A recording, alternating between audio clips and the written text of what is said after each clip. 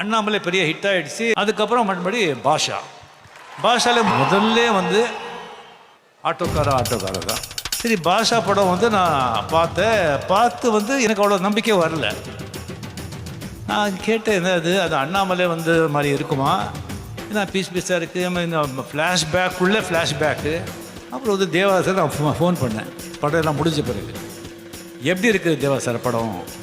Sir என்ன sir எப்படி கேட்குறீங்க? இல்லை அண்ணாமலை மாதிரி இருக்கா? அண்ணாமலையா சார்? 10 அண்ணாமலையா சார் இது? இசைஞானி இளையராஜா கொடி கட்டி பறக்கிறாரு. அப்படி பண்ணிட்டு இருக்கும்போது இன்னொரு இசை புயல் வருது, ஏஆர் ரஹ்மான்.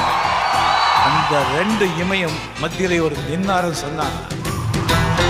அதுக்கு அவருடைய உழைப்பு, அவருடைய திறமை, அது மட்டும் இல்லை, அவரோட மனிதத்தன்மை.